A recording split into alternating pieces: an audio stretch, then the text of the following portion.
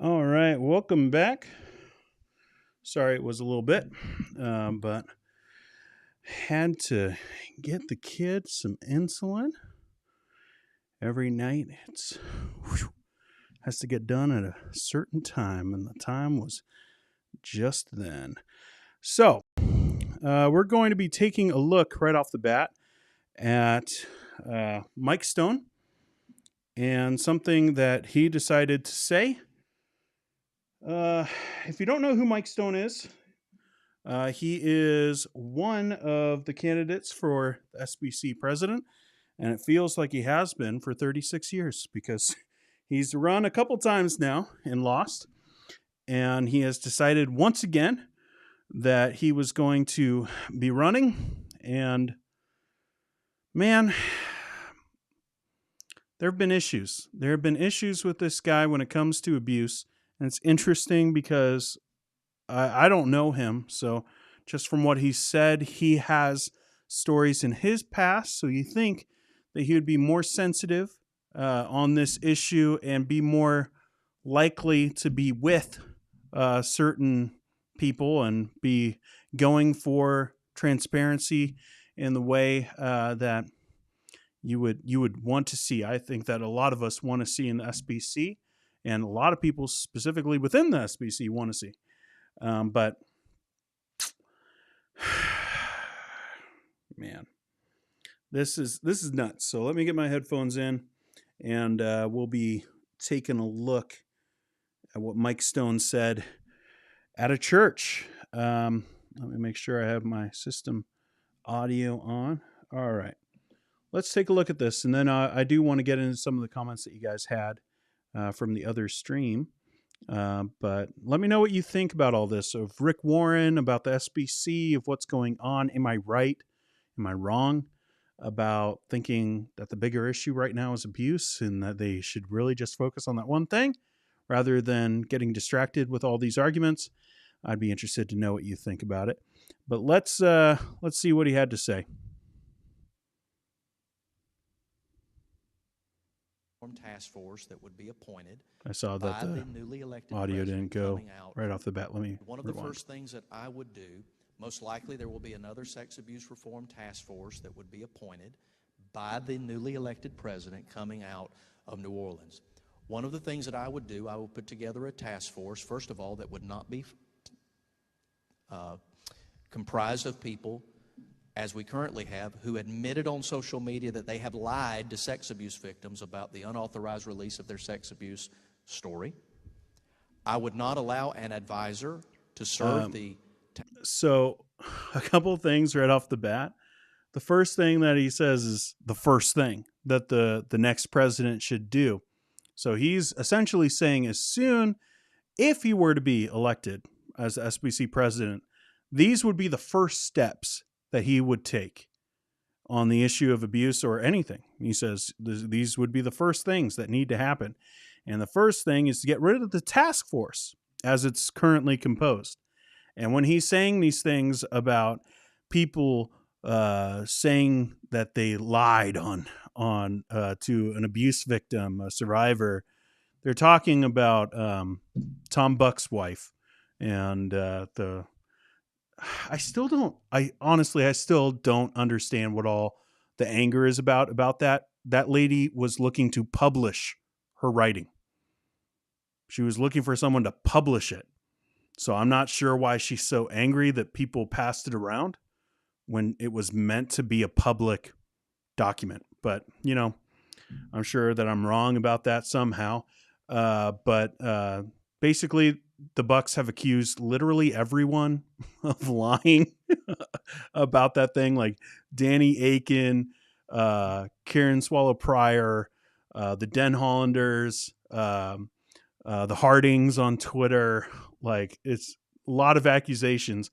And so when he says like they've admitted to lying, it's not like they said, we lied about this. It's they said something and the Bucks said that's a lie because whatever. So that's what he means by that. So he's talking about the Den Hollanders and Todd Bankert. Force, who it is known on SBC Twitter is advising people on how to sue the Southern Baptist Convention. I don't have time to dive back into all that. The task force that I would put together. So Todd Bankert is the one who lied about it, and Rachel Denhollander is the one advising survivors on how to sue the SBC. Of course, he doesn't have time. Of course, that's the pastor's cop-out of, I don't want to talk about it because, well, we don't have time to dive into it. Then why did you bring it up? You brought it up so you can bring it up, and then you don't have to defend it. That's what that means when we don't have time to get into it. Okay. But you did have time to bring it up. But when he's talking about that, just remember, like, should the SBC be sued? Like, he's saying, oh, that's such a horrible thing. Like, that's what he's trying to infer from this or get people to think about it. And it's like, wait, but should they? Like, maybe they should be sued. Oh, they can't would be. Put us on a path where we stop just automatically believing and publishing all accusations. A task force that would try to lead us to a point that we remember the Bible still says that the first to plead his case seems right until his neighbor comes to question him. A task force that would try to lead the Southern Baptist Convention to stop claiming responsibility for things that happen in independent, autonomous Southern Baptist churches. A task force that would not move us toward publishing a database of people who have been accused of crimes, even though they have not been convicted, they have not confessed, and there is no proof or evidence that they actually committed that crime. I would seek to put together a task force that would move us and recommend back to the convention a more biblical approach to dealing with sex abuse, which does still include dealing with resourcing, equipping, training our churches to deal more lovingly, more compassionately, more biblically with abuse when it occurs. So that is the very first thing that I would do, and I believe that would be a signal to the churches of our convention that we are moving on a different trajectory. Okay. So essentially what he's saying is that if he is voted in as the president of the SBC, task force goes away. Like he talked about, like, oh, removing members, but nothing in there is we need a task force. So the task force goes away. And then the database that people have been asking for, and that secretly the SBC has had. They had a list of abusers, a long list of abusers, and they kept it within, like close to the vest, not telling anybody, but they had it. Ronnie Floyd had access to it, and they didn't move on it. So what that means is pastors would go from one church to another church, and without communication on this guy, hey, he's an abuser. Or if they found out about abuse at a church, no one was going and checking the other churches. So they already had a database, not a very technological one, just like a list, but they already had that. And they're saying, like, we're just going to remove it. I do not understand why they're so scared about a database. I think they're mostly concerned on the idea of credible accusations. But what he says is we need to stop believing people and publishing their stories. Like, why? That's what the news does. Like, I do not understand why Christians have such a lower bar than the secular world when it comes to this thing. The news will go and they will talk about things that happen. And I get this sometimes here on my channel where, like with the James McDonald thing, where he sent what was it, like a 58-year-old woman to the hospital. And I had people coming at me and being like, well, you got to wait until, he's actually, in court and gets the judgment from, the jury. And it's like, really? You don't say that about the news when they go on and say, hey, this high school coach is accused of this, this, and this. Like, you don't go like, oh, we have to wait. You can't report on that. But when it's about Christians, we do it. That we just go, no. You have to, like, we'll wait until, like, literally until the judge swings the gavel before we're allowed to like actually talk about what someone is accused of doing. And that's how these abusers just get to go and do whatever they want. And why it's become such a prevalent problem, because no one is standing up to them. And then you have people like Mike Stone who are actively working to silence people. He says we have to stop, not that we have to stop with a database. That's not far enough for him. He says we have to stop believing people. What? You got to stop believing victims of abuse? Because that's the big problem. Where is like the, video after video of a pastor who was accused of abuse, and, he comes out and says, oh, I didn't do it. It's such a prevalent problem. All these accusations and men's lives getting ruined. Where is that list of folks who are like, oh, this happened to me? Where is it? It's not around because it doesn't matter, because it's not a prevalent problem. Like, what is this? This is a straw man that you just build up and say, oh, this is such a big problem. And there's nothing there. It's filled with hay. Don't believe.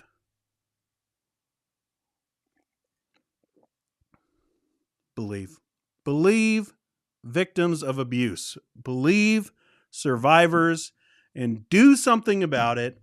What this guy is really arguing for, he's putting it under the veil of, like, and again, I'm not ascribing motivations to this guy. I'm saying this is what's happening, though. He's putting it under the veil of, oh, we don't want people to be wrongly accused of things and good men's character maligned. He's putting that on it and saying this is what it's really about. But really what it's about is you're going to forget. We're going to talk about resourcing and equipping the church, but nothing about accountability. You notice that when he was talking about that? We're going to talk about resourcing and equipping and supporting churches, but nothing about accountability. And it's all about the autonomy of the local church. In other words, we're going to get rid of a database so that nobody knows what's going on. So there's no communication on who this pastor is and what has happened in his past. Let's get rid of all of that. And so that these churches aren't talking to each other and they have no access to actual information, just talking to people on the phone. And, any pastor who's going for a job is going to put only the people that are going to give him a good word, right? Like, it's the same thing that anyone does for a job. Are you going to put people that hate you on the list? Like, are you going to put people that are like, oh, that guy is messed up, man, he has issues? Are you going to put that person on the people that you should contact? Now, maybe the church reaches out to the churches before and like talks to just like the secretary and tries to get some people and discuss it with them. But most of the time, churches aren't going to do that. But these churches, they're not going to cooperate. They're not going to talk to each other. They're not going to figure out anything, but they're going to have the resources, I guess. They're going to have pamphlets and booklets from Lifeway about it so that they can make more money on it. They're going to get those into the churches, and that's enough. So just forget about the accountability stuff. Forget about the database. We'll just focus on resourcing. And next thing you know, this isn't an issue anymore because everyone's forgotten. Because we moved on to the next big bad thing. Because we just went past this, no solutions, and we just run over the people who have already been run over by the church and, just whatever. It doesn't matter because you know why? Rick Warren says that female pastors are the big problem in the SBC.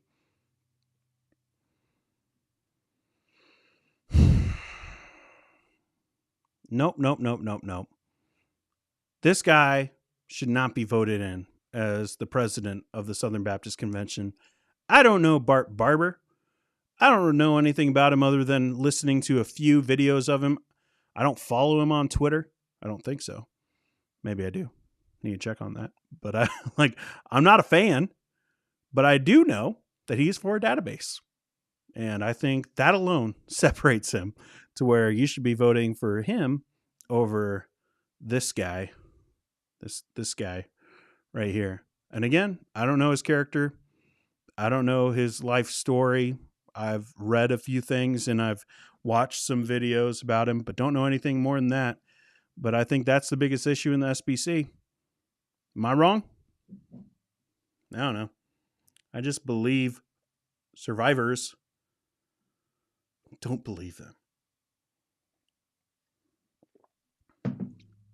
I'm sure that there are stories of people who have lied about abuse, but that is not the prevalent problem. Like, it's such a weird thing to be like, oh, that's what we need to defend the SBC against. I could say so much more and say it a lot harsher, but I'll refrain for now. Let's see. You guys keep on commenting. Let me know what you guys think about this, and we can move on to other things.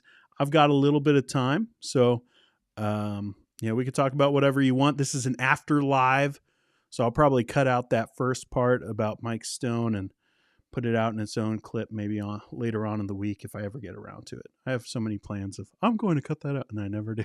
So, but David was there, and he's in this stream too. Come on, mouse. All right. Why do you think a large church like Saddleback or any church would want to stay in the SBC? Not a criticism. I'm genuinely curious. I do believe Rick Warren when he's saying, I do believe Rick Warren when he says that he's doing it for others. Like, because I don't know. Like, what does it matter? They're big enough that they fund whatever mission they want to do, like sending missionaries. They can self-fund. Like, they're big. Like, I don't know if they're as big as what Rick Warren says, but they are a huge church, a huge entity. And so they don't need the SBC. I think part of it might be, just sorrow. Like, I'm sure that Rick Warren is like really hurt about being disfellowship. That would suck. And I'm sure that he does think that he's standing up for the little guys, but I don't like his reasonings, leave me just, no, those reasonings are pretty terrible, but I'm sure that it is genuine that they just want to be. And I don't read anything malicious into that either. Wendy was in the other stream, and I think she's back in here. Exactly. Baptist Faith and Message. Start your own denomination of like churches and develop your own statement of faith. Yeah. Like, it is what it is. Like, you could have a vote to get rid of the Baptist Faith and Message. I think that would be a mistake, but that could happen. You could vote for that, or vote for, getting rid of certain language or something like that. But either you believe what you say you believe, or you don't. And if you don't, then go do something else. Start a new thing. And that, again, I get it. It sucks. It's hard.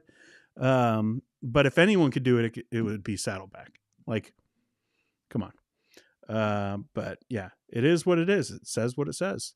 That's what I don't get, says Tom and Morris. I want to be in your group, but only if I can rewrite the rules to what I want to be allowed. Yeah. And again, nothing about rewriting them. It's just, let's ignore it. And I think that's super dangerous. Like, if you're going to have, like I said, if you're going to have a ruling document and essentially a statement of faith, when you say it is like the line, you have to believe this in order to be in friendly cooperation or in fellowship, essentially, as a denomination. When you say that statement of faith becomes a ruling document. And if you say you have a ruling document, then you got to follow it. And the problem is if you don't deal with this one section and you say like, well, we don't care anymore about this issue. Well, then why don't you care about any of the other sections, right? Like, if this one is up for grabs, as far as like, it says this, but we're going to do the opposite, then all of it is up for grabs. Unless it specifically says this is up for grabs. And if they want to add that language and the SBC as a whole agrees with that, again, I think it's a mistake, but that's what then the convention would agree on. And that's how you make changes. It's not just, let's ignore this ruling document. It's not effective. And I think Rick Warren knows it. So I don't know why he's causing such a ruckus about it in this way. Like, it's not going to win. So I don't know, other than just I'm sad that I got voted out. Like, And again, it would suck. So I understand. And again, like when he stood on that floor at Anaheim and said what he said, I got to tell you, as someone who has felt pushed out, even though no one pushed me out, but I felt pushed out because of my theological beliefs, I resonated a lot with what Rick Warren said. You know, when the fundies started to really fundy me, even though I really hadn't changed my theology at all, but when they really started to fundy me, like, it sucked and it hurts. And like when Rick Warren was there and he's talking about like all the stuff that he's done, I know a lot of people were just like, oh, this guy's so prideful. For me, it was just like, look what God did in my ministry. Maybe the numbers aren't correct, but look what God did in my ministry. And I resonated with that and I felt bad for him. But yeah, like it, but again, it says what it says. Let's see. Daryl's here. Hey, Daryl. And Vaughn is here in this chat and says, welcome back. Wendy is still here. You guys are all still here. Thanks for sticking around. Let me know what you guys think about this. Oh, Tommy, you could leave. You know what? You could just get out of here. I steadfastly refuse. Get out! Go C's. Are you serious? What is the score? Tommy, let me know. What's the score? I'm going to look it up. I'm sorry, guys. I have to. I'm a huge NBA fan, and Tommy knows it. And we talk about it on Twitter. MLS scores. Oh, snap.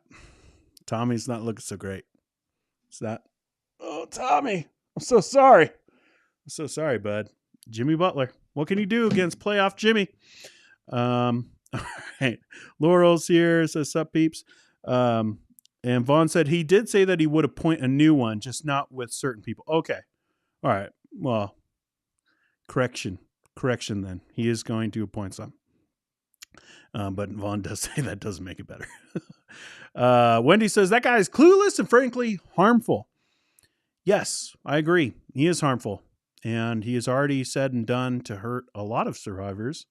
And I'd be very concerned for the SBC if that guy was the president. I know there are lots of people who agree with his theology, like as far as his more staunch view on complementarianism, who will be supporting him and voting for him. And I'm not saying everyone who votes for him is awful and they're all trying to do this one certain thing, but I am saying that nothing will be done about abuse under Mike Stone. It's just not going to happen. When a guy says, don't believe these people, like, could he have been any louder about his opinions on these survivors when he says that? I don't think so. Like, and I think he means it. So I think it would be very harmful. David says, yeah, the problem with abuse is everyone keeps talking about it. Right. Yeah. Like, what a great way to put it. We cannot even begin to understand how brilliant that was. It was real. It was rough. Post-modern. That's a great comment, David. Brett's here and says, I'm not sure if my comment posted above or not. I'm having issues with my internet. Okay. What was your, I don't see anything before. Let me know. Hop back in. My point is they show how they are clueless about the process for reporting abuse. Yeah, it's true. Like any woman who has gone through this, or man who has gone through this, where they have to go to the authorities and talk about this, they know it is not just you were abused. Oh, get the handcuffs, Jimmy. Like we're gonna go get him. Like that's not how it works. There's an investigation. If there's a criminal investigation, maybe the church should be talking about there was a criminal investigation. Like, if there is one, that shows that there's at least something that was going on there, because it's not that easy to just get a criminal investigation going for somebody just because you said this happened. You got to have witnesses. You got to have all kinds of evidence. So for him just to be like, oh, we're just accusing men, part of this, I am curious. Here's a question. Does Johnny Hunt show up at New Orleans What happens if Paige Patterson and Johnny Hunt show up together at New Orleans? And I'm not trying to like cause controversy. I'm saying I can see that happening because there have been people who are like, we need to apologize to Paige Patterson and Johnny Hunt for what's been done to them. What about the pastor's wife that was jumped on by Johnny Hunt months after he was SBC president and while he was currently a pastor at a church? Well, how old was he? The woman was 32, I think, and he was 58. Does that sound like you would just be like, oh, yeah, of course it was a consensual affair? Just saying, like, enough of this stuff. But there are plenty of people who are just like, oh, they've been wronged.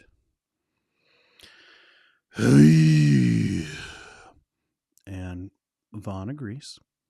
And Brett says, so a crime that happened between two people and one says they are abused and the other doesn't confess, then we shouldn't believe them. It's infuriating.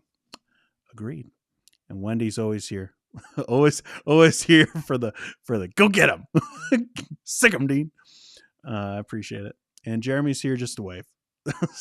Big difference. Heidi is here and says, yeah, that what Wendy said. I appreciate it. I appreciate the support. Tommy, it feels like some feel if you have sound theology, then you are believed always. And if you hold to some bad theology, then nothing you can say can be believed. Oh, man. You know what you get for that, Tommy? Mr. Unlimited. That is so true. I've felt that so many times in my life where someone, you know, from background that I have, if they held to the right standards on other things, so dumb things like drinking and movies and wardrobe and stuff like that, if they agreed about those things, that was cool. And they were believed about for everything. They could be wrong. They couldn't be that monster. I have known monsters. I have played basketball with monsters. People that I would have assumed were just good people. And I have been like shocked at the depths of depravity in people and people I pastored. And you just can't say that. Anyone, regardless of their theology, can be a terrible, horrible monster of a sinner behind closed doors. And to say, like, people get this, like I've heard this before with like people, Tullian, Czechvegian, or however you say Billy Graham's grandson's last name. Like people go like, oh, he had some troubling theology. Next thing you know, he's, you know, having an affair, blah, blah, blah, blah, blah, and going off the rails. And they go like, oh, it's always, you know, if there's bad theology, that means, you know, horrible living. And I think sometimes that's true. But you shouldn't just assume that like, oh, because someone doesn't have that, you know, bad theology, that they hold to some solid theological footing according to you, that they can't become like that.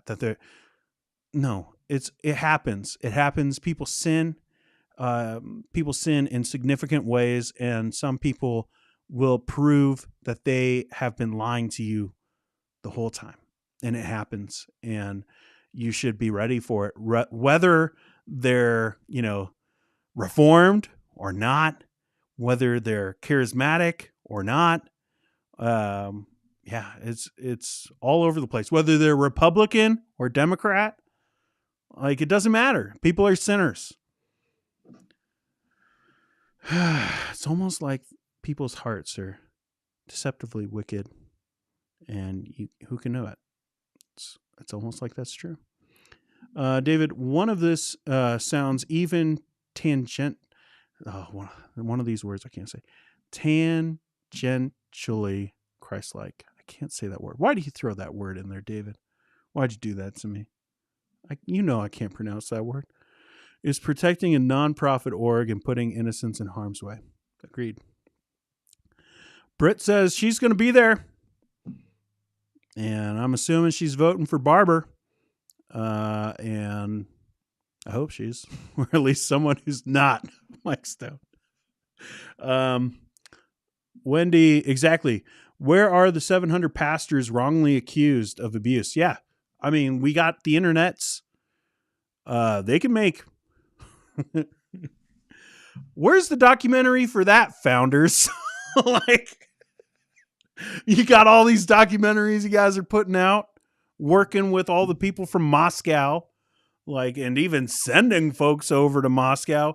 And, you know, you get your chair and you put it in a broken down church and you put the lighting proper and you know how to make a documentary. And, you know, Tom Askell, I'm assuming, has a microphone on wherever he goes. So he could be recorded saying, we got played, you know, like, where's the documentary on that? If this is such a prevalent problem, if Mike Stone is right, then where's the documentary? That's, oh, we have we have 50 guys that are going to sit in this one chair in front of this one pretty looking window in this burnt down church with good lighting.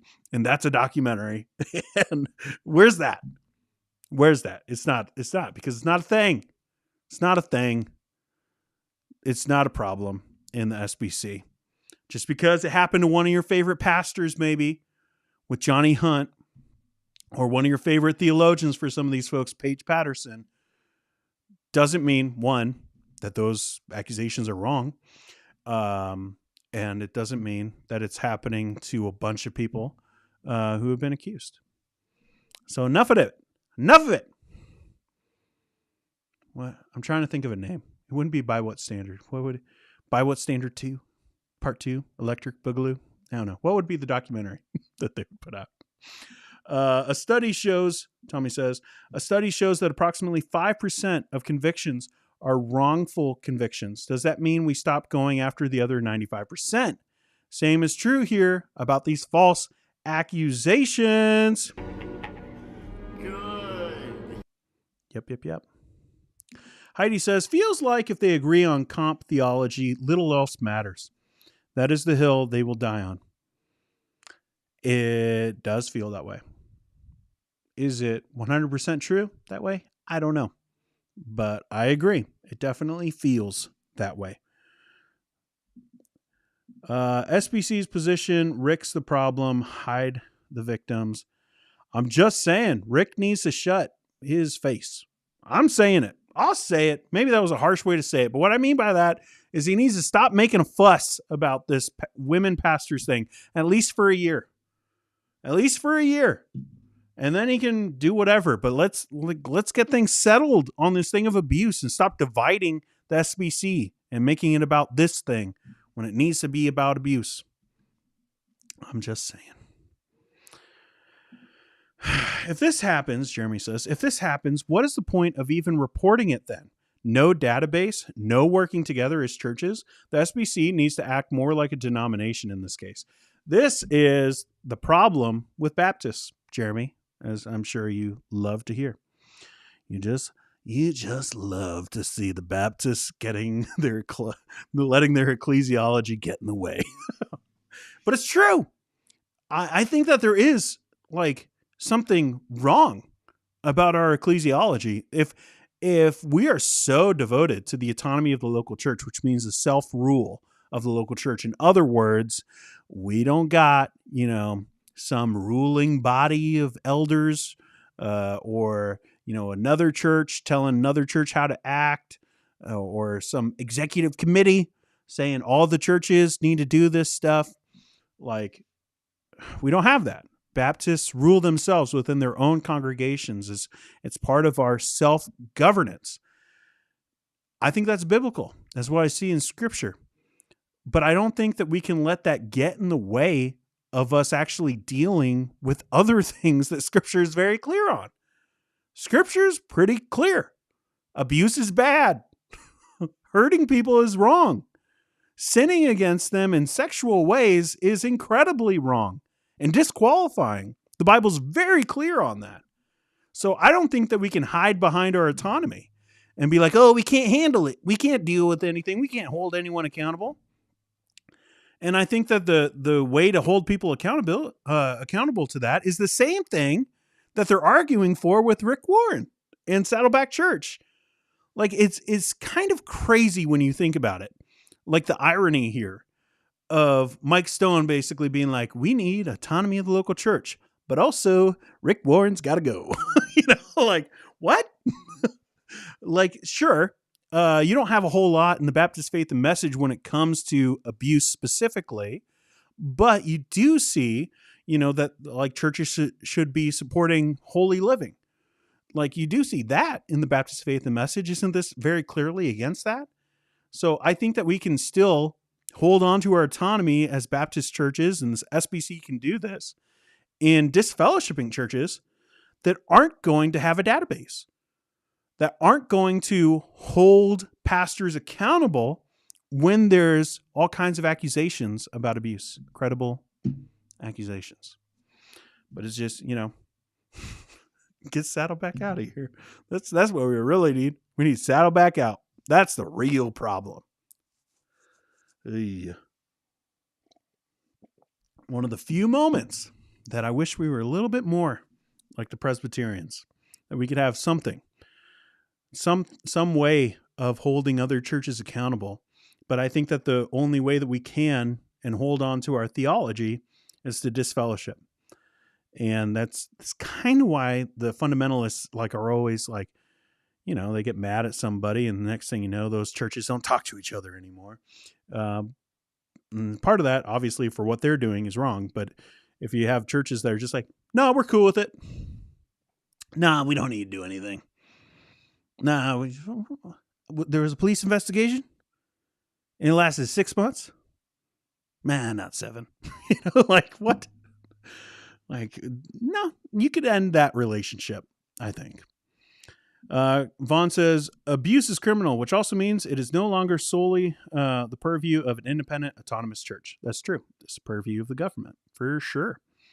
GCC's position, Julie's the problem. I'm the victims. Yeah. Oh, man.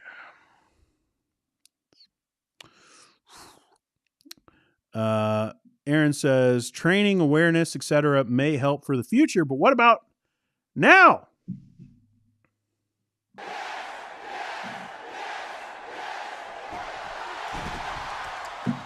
What about right now? Do something. People are hurting right now. 50,000 churches. Look at the report. Like, there's a lot of abuse that's happening in SBC churches right now. There are people who are on that list who are ministering right now. Johnny Hunt is still speaking at SBC churches. Do something. Do something now. Don't wait. Honestly, if the SBC doesn't do something this year, I would say it's time for churches to start thinking about heading out. I think so. If they're not going to take abuse seriously, you shouldn't be in cooperation with another church that's not going to take abuse seriously. I really believe that. And if they don't do something now, I would say it's time to think about it. Get talking about it as churches, whether are we going to stay or are we going to go? Vaughn says, it is easy to claim good theology even if you don't really believe it. Mm-hmm. Very true. Wendy says, bad character negates the confession of sound theology. Yes, you cannot have good theology without holy living. You can't have it. So yeah, unholy living will negate that sound theology. It's almost like gospel doctrine and gospel culture go hand in hand, which is something I used to say all the time. And I haven't said it in a very long time. Vaughn, James 2:26, for just as the body without the spirit is dead, so also faith without works is dead. Yep, there needs to be some holy living. Britt says, yes, for sure voting for Bart. Stone was at a church like 30 minutes from me tonight. Yeah, I'm sure he's making the rounds. He's going everywhere, and he's saying the same kind of junk. Let's see.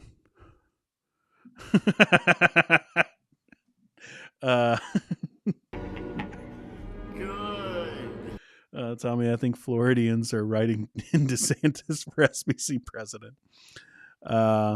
Laurel says Fox guarding the hen house is not going to discipline leadership. Yeah. On ecclesiology, historic Baptists were not completely autonomous. Ordination, for example, was always by agreement of a committee or fellow pastors from other churches.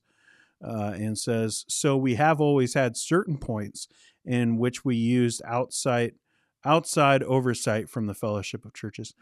I mean, kind of. Like you're referring to the English Congregationalists who did have ordination committees. But there were plenty of Baptists soon after that didn't. And so it's not necessarily, I wouldn't say it's, like I would agree, not completely autonomous. Like I would agree with that point, but I would say for the vast majority, it is a staple of Baptist theology. He said you heard him. He wishes he was Presbyterian. Heck no. Nope. Creedle till I die, son, or until I become Presbyterian. It ain't happening. Regardless of what great videos you make, Jeremy. Caleb says, I'm a Presbyterian and we have our own problems in ecclesiology. Yep. Yeah, I know. I can point out your problems. No, I'm just kidding. No, it's true. I think Lig Duncan said this in a Q&A once. I forget where it was, how long ago it was, but they were talking about abuse and he was like basically asked like, you know, what advice would you give us from a Presbyterian background looking at Baptists and non-denominational churches and stuff like that. And he was like, well, we got abuse in our denomination too. So it's not, your theology can't save you from everything. But yeah. Vaughn, so why not with abuse? Not being abusive is kind of inherent in suitability for ministry. You would think so. But have you read this translation? Right. Michael S., hey man, pretty sure Jeremy Collins has clipped your comment on wishing to be more like Presbyterian video incoming. He would take it. And he would run with it. And it'll be the only video of mine that will go viral. It's the only thing. I don't want to go viral. Viral is overrated. I wish I did go viral. Jeremy says, and he uses the Islanders. Yes. No. Do you not know what this is?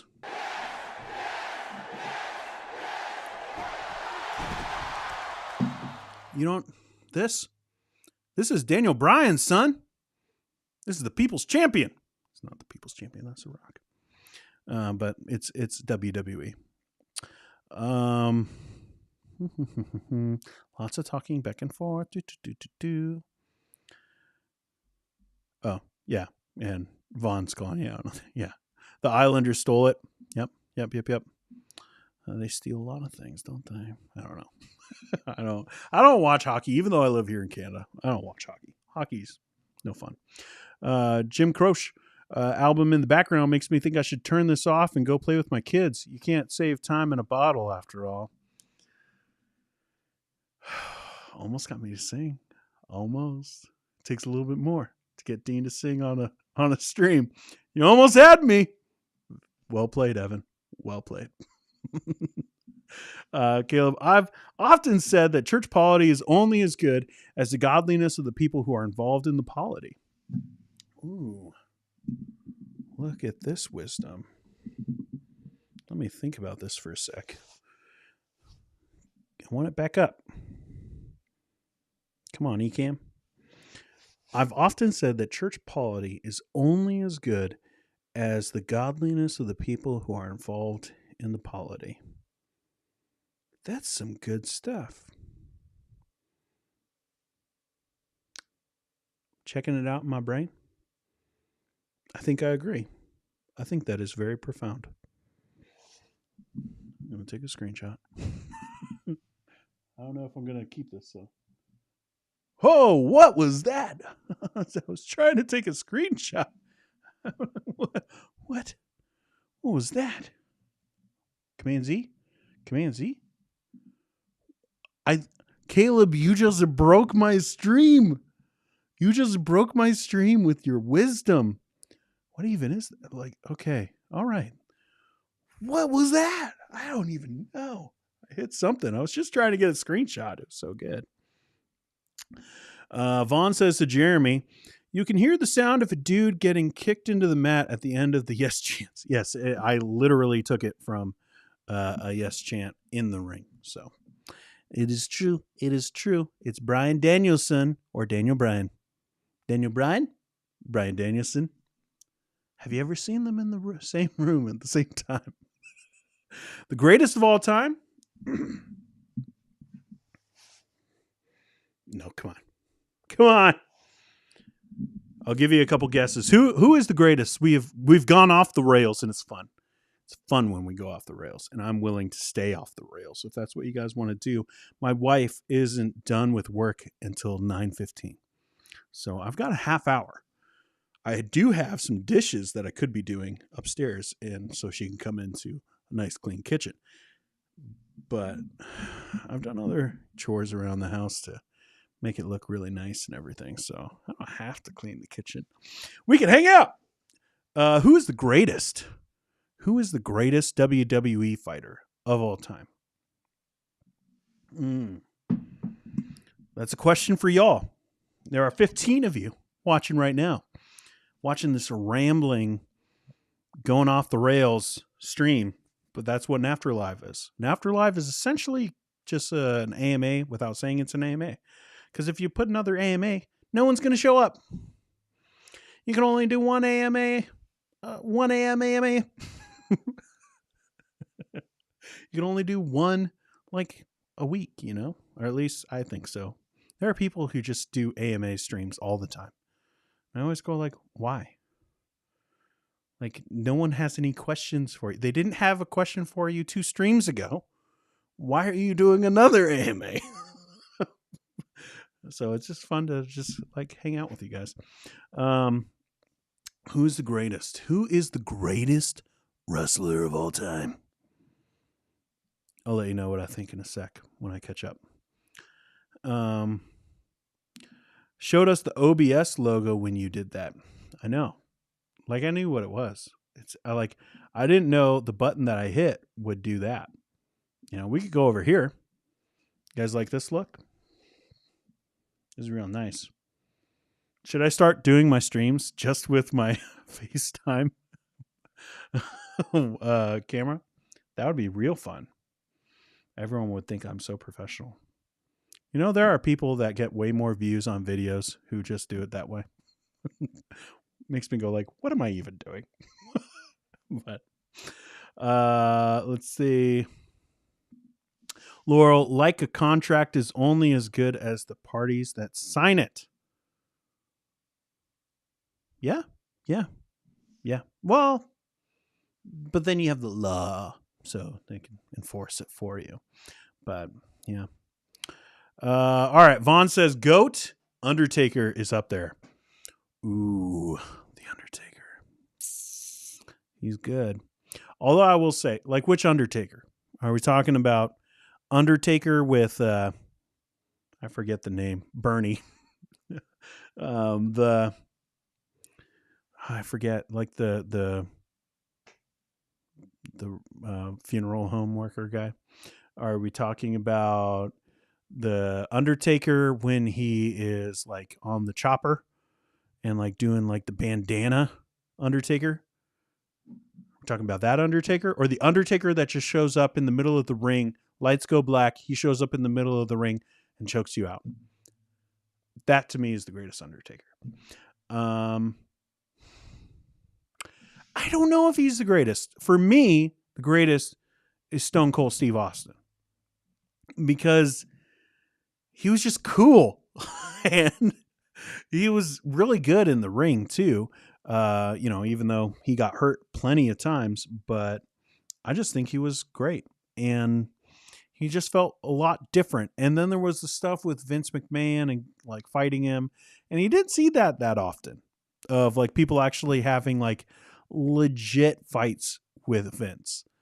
And so for me, Stone Cold Steve Austin is probably the GOAT.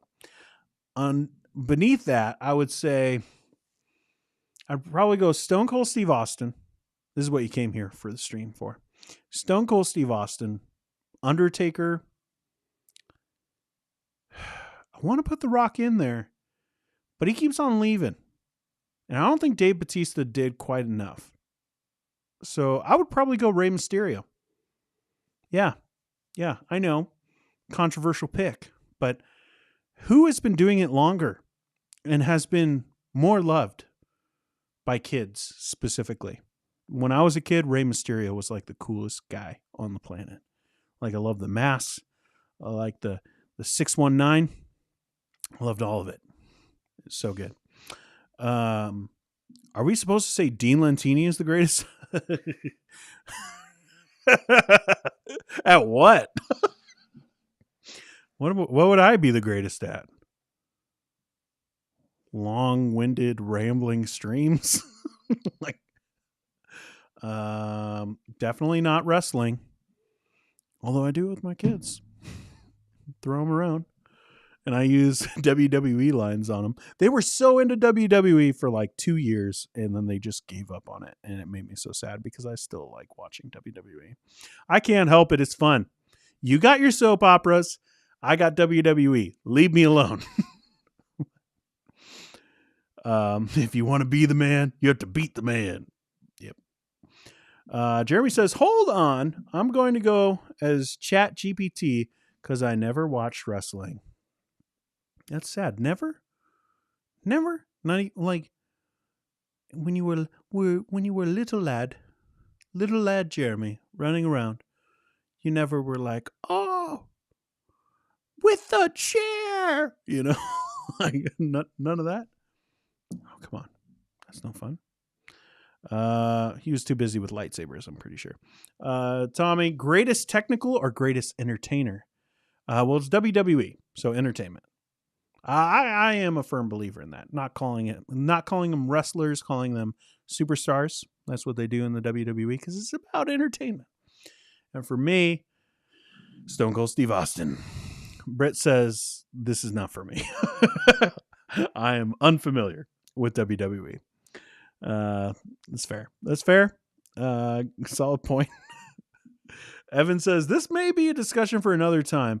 But could the idolization of local church authority be a consequence of congregationalism run amok? Not talking about WWE no more. Let's think about this. So this may be a discussion for another time, but could the idolization of a local church authority be a consequence of congregationalism run amok? I think undoubtedly, right? Like, I don't know if I would put it into those words of the idolization of local church authority, but I do see the idea of being overly concerned about local church autonomy as like congregationalism just gone wrong. And then from that, I could definitely see where you're just like, your pastor has all authority in your life. Oh my goodness. I've seen so many posts this week that just like made me want to scream about like, what are you even doing? Like, there was a post I saw from someone here in Canada who like, they were doing a poll and they were like, when do you take a member off of your membership roll? And this is a Baptist. Okay. We're not dealing with Presbyterian theology. We're dealing with Baptist theology. And they're like, when do you do it? Do you do it when they ask you? Do you do it after the church votes? Do you do it, when they find a new church? And the vast majority, now this is like someone who's very extreme in their conservative beliefs. The vast majority was when they find a new church, which, like, again, I'm a Baptist. I believe in the autonomy of the local church. I believe that pastors do have authority because they are qualified to have authority. That being said, they don't chain you up to a church. Like, that's where you go. Authority has gone like just crazy. I don't know if it's idolization of local church authority, or even if that's what you meant, Evan. But I see tons of pastors who are like, I have so much authority over this congregant. And it's like, this guy has decided to go to your church and something happened. Whether it was right or wrong, they decided to move on to another church. They have the freedom to do that, okay? Like, oh, when do we take him off the roll? And like, there are all these pastors who are just like, that's the heart of a shepherd right there. Like, no, that's you thinking that you have way more authority than what the Bible says as a pastor, telling people whether they can not go to your church anymore. Like, I know that you're not going to like keep them from going to another church, like you legally can't. But at the same time, like, to be like, you don't get off our rolls. Like, what is this, a gang? Like, the only way out is in a coffin. Like, what? I was just so confused with that. But yeah, I think that's, the idea of congregationalism and having authority, and within the church who has authority. I believe elders do when they exegete the word of God for the congregation. That's how they exercise spiritual authority. But yeah, I think I agree with that. I might not put it exactly like that, but that's what I'm thinking. That's what I'm thinking. Not biker taker. Biker taker, I don't get. Although I did really dig the fight that he did with AJ Styles. Did any of you guys watch that? For not Brit, but for everyone else, for anyone who likes WWE. Did you guys watch that when it was like bubble time and they were like the only thing going? We got really into WWE then because there literally wasn't anything else to watch.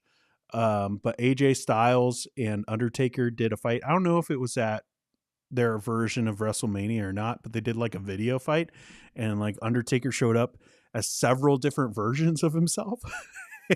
And I thought that was really cool. I dug Biker Taker in that, but usually no. Dead Man Taker. I totally agree. Laurel says, but we have the Bible to enforce it. That ought to be better. I know. Well, yeah. Talking about like earlier before with like contracts and stuff. I get you. Nature Boy. Yeah. People love him. ChatGPT said Rock, Stone Cold, Undertaker, Hulk Hogan, Shawn Michaels, Ric Flair. I think ChatGPT just threw names at you. No. I mean, it's not that bad of a list. It's probably going by popularity, I would assume. But I think The Rock underperformed in like the actual, like in the rectangle. I just think that he wasn't that good of a fighter. He wasn't as fun. Now, his interviews and everything, it doesn't matter what you think. Like that stuff, I need to get that. Oh, man. Why do I not have this in the Stream Deck? I need that. It doesn't matter what you think. Oh, man. That would be great. He was the best on the mic, for sure. The Rock was the people's champion. He was the best on the mic, for sure. Yeah. Ric Flair was less WWE and more WCW. Yep. You're right. I can support the Stone Cold judgment. I think he is. And like when I think of WWE, like just in general, the first star I think about is Stone Cold Steve Austin. And I mean, honestly, Stone Cold was a little bit before my time of watching it.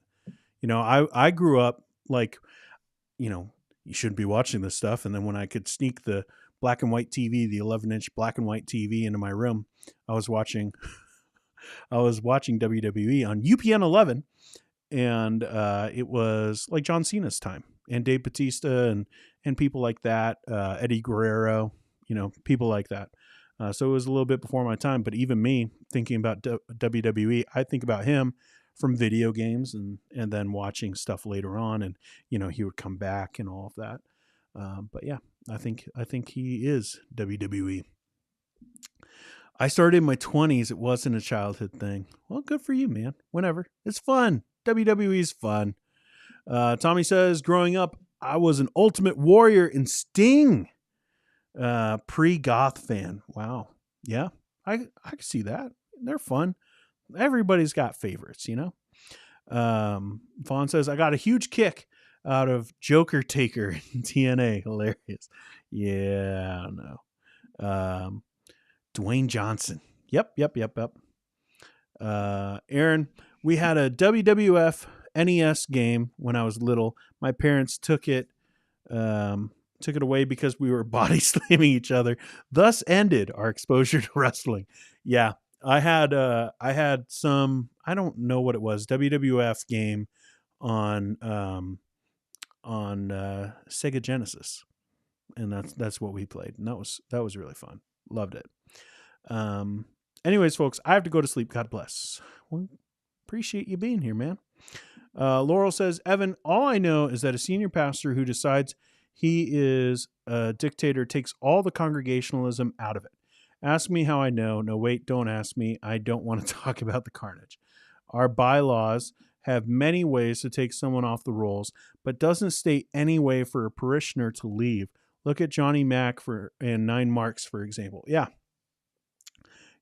I agree. Like, a lot of churches are like that too, where it's like, oh, okay, we can vote them out, we could do this, but you can't leave. And it's like, again, we're not a gang. It's not, the only way out is through a coffin. Like, come on. Evan says, I'm so sorry that happened to you, Laurel. I think I phrased what I meant to say poorly. Thank you, Dean, for your wisdom. That was helpful. Okay. I never know what to say when as far as, people putting their questions in, I never know if I got it right. I'm just guessing pretty much at what you guys mean by some things, because a lot of the stuff that we talk about here on the channel, when it's not WWE related, but a lot of the stuff is really sensitive, and sometimes it's like kind of hard to figure out like what people are meaning by certain phrases, and sometimes it's based on their background. And so if I ever answer a question you're like, that isn't anything of what I meant, please just ask it again, and ask it maybe in a different way to help me understand, and just be like, Dean, you were a little off. That's not what I was trying to get at. And I would appreciate it, because I want to answer everyone's questions. So, yep. Can someone say The Rock's line when Rick Warren gets up to talk next week?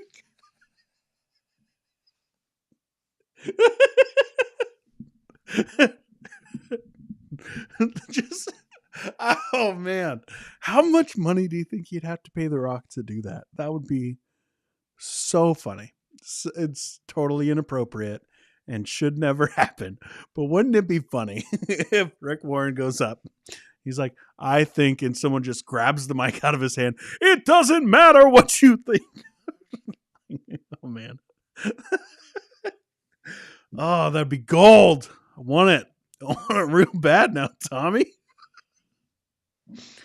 Dang it. Why isn't that not going to happen?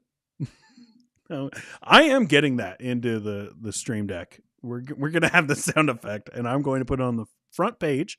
So instead of hearing this, all right, it'll be, it doesn't matter. Oh, that's the greatest. Black and white TV, you're not that old. Yes, but we were that poor. That's how I'll put it. There were lots of us kids, and so we didn't always have the best electronics, is how I put it. But we always got like game systems like 10 years after they were popular. So like for like the vast majority of growing up, like at least like in teens and stuff, the game system that I have like, I was born in 89, and like so I was like 13 still playing Sega Genesis. So that's what it was. But yeah. Let's see. Heidi says, we had a pastor keep telling us this is what congregationalism looks like, implying that we had all the say, but he was pulling all the strings behind the scenes. The experience led us to look for an elder rule church. Oh, man. You know what? I've seen that so many times. And in a way, that's kind of my own story too. Um, I don't want to hide this one, so I won't get into my own personal story of that. But I'll just say that I've seen it a bunch of times where, there's a Congregationalist church, and they claim to be a Congregationalist church, and really, when you get behind things, and like you're a part of conversations about like something needs to happen, even physical things of like a new boiler, for example. Even physical things like that, where you're a part of those conversations of how something actually needs to get done and there's opposition. That's when you see whether it's an actual Congregationalist church or not, whether they're going to be led by like qualified elders, or whether pastors will be deceptive in how they lead. What kind of methods do they employ? Are they really leading, or are they just doing politics and lying to people? There's Congregationalism can go wrong a lot of times. For me, I still see it in Scripture. Like the way that I put it is, I believe in elder-led, congregationally ruled, and deacon-served churches. That's what I see in Scripture. So I do think that elders should be leading and making decisions, because we see that. Acts chapter 6, it is the elders who see that the widows are being overlooked, or a certain group of widows were being overlooked. And so they make the decision, but they also give it to the people. And it is said that it pleased the congregation. So I think that they had a finger on the pulse of what was going to be appropriate and work for everyone. But they do give that, I think, the bigger decision of who these deacons are going to be to the congregation of the church there in Jerusalem. And they pick out from among them 7 men of good reputation to serve, the deacons to serve. So that's how I see it. But, it is one of those things that we actually don't have that much on how all of this works together. So that's why there's so many different points of view on this thing. We have far more about abuse and how to handle moral issues in the church than we do about how, like, what are the officers and how do they operate and how is the church actually governed. We have more about the morality than we do about the logistics. These are the Rock's rules, not Robert's. What is this? This is now your viral short to make. Cut it up. All right. We got permission. Laurel says, Heidi, elder rule churches can be hijacked by controlling pastors too. Ask me how I know. Yes, but also Congregationalist churches can be hijacked by, anything can be hijacked by a pastor. Like, there's something about having spiritual authority that just lets, is if you get the wrong person to have that spiritual authority, they can just wreak havoc on a church. That's why the qualifications really, really, really, really matter. And so when people are saying like, I think it's more of guidelines, like they go like Jack Sparrow theology, and they're like, it's more of guidelines. Nope, don't be a part of that. Or the YouTubers that are like, well, I don't think it's ideal. I don't think it's ideal for that person to be in ministry. But, they're effective. Don't listen to those guys. Shots fired, if you know what I mean. Michael says, reminds me of a church I was trying out. The congregation voted on things, but it was all quick, verbal agreement, yes or no, and couldn't tell half the time what really won or not. Mm-hmm. Show of hands. All right. What was the decision? What was it? Don't worry about it. I smell what the Rock is cooking. And Michael says, heck, anyone could vote. It wasn't even restricted to members. Been there, seen that quite a bit, actually.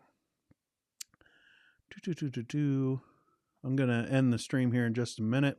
So I'm just going through and seeing Jeremy says, Rick Warren and The Rock, get that edited. Make that. IDE, and it will go viral. Nothing. If I do it, it won't happen. Here's how not to go viral. If anyone wants to know how not to go viral, be me. That's it. Be me, and you won't get it. Guys, sometimes I get I'm joking, and I care and I don't care. But it is kind of funny sometimes when I watch different channels that like you could tell they have like the wrong philosophy, and they just boom, and they go nuts because they talked about Mike Todd, and they broke down his sermon real good. And it's like, I don't know if it's good breakdown or not because I didn't watch it because I'm not really interested. But you see those videos and they're like, 200,000 views, and they blow up their channels. And it's just like, I'll just be talking about abuse over here. Like, well, I'll be over here talking about abuse in WWE. And, maybe we'll get 100 views on this. That works.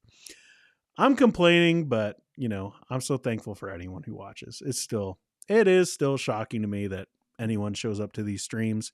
Even right now, there's 18 of you watching, and I talked about WWE for like 15 solid minutes, maybe longer.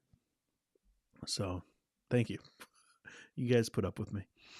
But if you like movies, hey, if you like movies, don't subscribe if you don't like movies. But my movie channel is starting to take off a little bit, doing some new things, trying some things, actually trying to grow that channel. Not really trying to grow this channel, just trying to find the right followers here. But the movie one, I don't really care.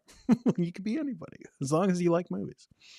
And trailer reactions and things like that. It's fun for me. It's projects to work on, and maybe there'll be something someday, maybe it won't. But yeah. Heidi says, Michael, who writes the voting options, has a lot of power too. Ooh. Yep. It's interesting how some things can just be positioned in such a way to really help out a certain side just because it was written a certain way. Been there, done that. And now the stream is done. Closing time. What do you guys got anything else?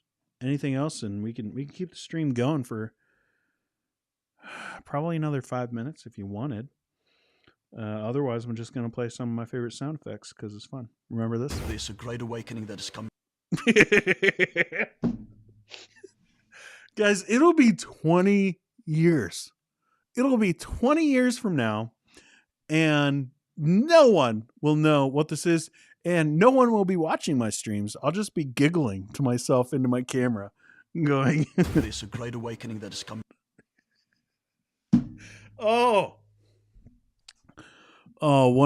There's something so funny about sincerity. Like, when something is dumb, but someone is being so sincere about it, like, I have such dark humor that it's just like, I can't help it. Like, I just think this is the funniest thing in the world. This is from that Demon Slayers thing. I'm going to bring it up whenever I'm bored on a stream because I just think it's so funny. There's a great awakening that is coming. There's a greater awakening that is coming. Okay.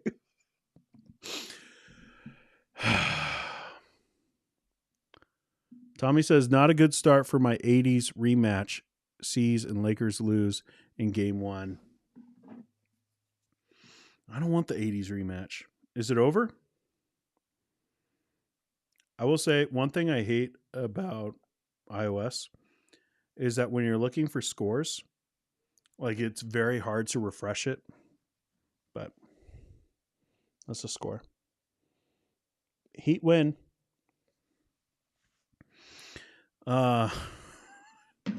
Is that a joke, Aaron? Is that a joke? Aaron, is this serious? I get so many people. Laurel always makes fun of me for my backwards hat. Everyone, why is that so weird? I don't get it. I've been wearing my hat the same, well, mostly the same way since I was a kid, and I always wear hats. I have like probably 30 hats, and I'm always looking for another one. So it's like that and mugs, man. It's like what I do. This is what I collect. Okay, and let's be honest, I have a lot of different collections of different things, but yeah, I like hats, and I wear them backwards. I wear them backwards. Why does everyone make fun of me for it? You wouldn't make fun of me if I was on a skateboard. And I was just kidding. Slow news day. It's an important question, but it's true. Did I show you guys that one? I always forget what I put in the penalty box. There was someone who was like, "Why do you have a hat on? You look like a hick." Like, what? Why is that the phrase that comes to mind first off? And then like, how do I, what? Like, I don't think that means what you think it means. Oh, man. Let's see. Evan, what is healthy congregationalism in your opinion? Most of my experiences in non-elder led churches where the sheep are leading the shepherd. Get rid of the committees, most of them at least. What it would look like, I hesitate to say this because Nine Marks has done like a bunch of stuff over the last couple of years that are troubling to me. But if you look at Capitol Hill Baptist Church, I think that would probably be like the easiest way to say what I think a good, healthy Congregationalist church would be. Like, the elders do make decisions, but there are still decisions by the congregation. And so, or at least that's why I remember from reading stuff and listening to podcasts. But the elders would make decisions on a lot of stuff and different things. It doesn't just have to be spiritual decisions. I'm talking about even physical decisions when it's something small, but that would be agreed on by the congregation, maybe a dollar amount when it comes to physical things. And then they would have regular monthly meetings with the congregation, monthly business meeting, where they would report on what they've been doing. And the congregation would be voting on certain things, if voting on new members that would be referred by the elders, but it would go to the congregation, or new officers. And I think that there would need to be a rotation of officers. I think that's biblical too, of giving people rest, and even teaching responsibilities for the, like I believe in a plurality of elders, but at the end of the day, it's going to be one teaching elder. Like, I see that in scripture. I see different leaders at different churches. Even though there's a plurality of elders there's predominantly one teacher. Like when Paul sends out Timothy is going, and he's the primary teacher at Crete and Ephesus. So I think that that's probably what what you would see is a plurality, but then also, a main teacher, but that teacher would be also at least on a rotation in some way where he's getting rest. I think that's really important. As far as decisions go, like that would all be something like the church has to agree on. Like I'm not going to sit here and be like, this is the dollar amount. This is, the exact things that a church needs to have the elders be able to make decisions on behind closed doors. But also those behind closed doors sessions sometimes need to get out. And that's the problem with elder rule churches. When it's just elder rule, a lot of times it doesn't. And it can be a hotbed for, different issues. And,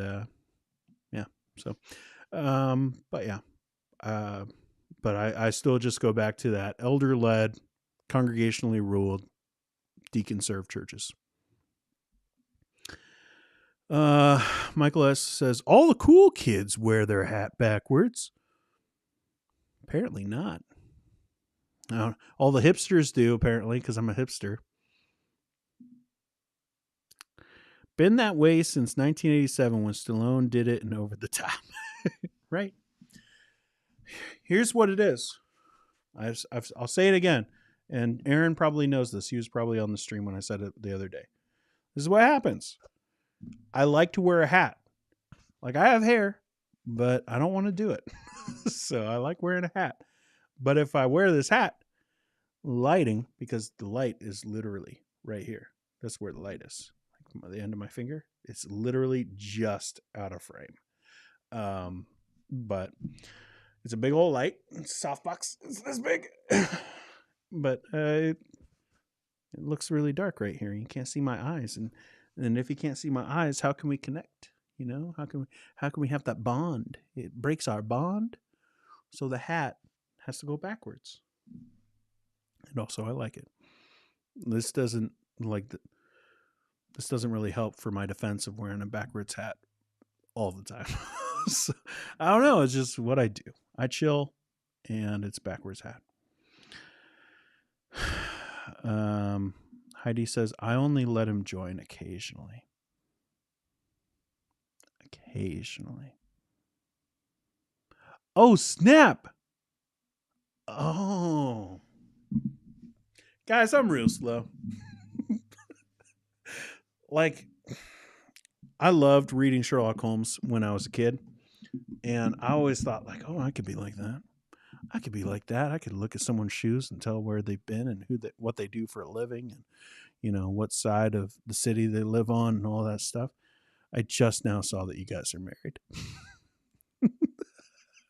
I just now saw that Aaron is in Heidi's profile picture. That took me way too long.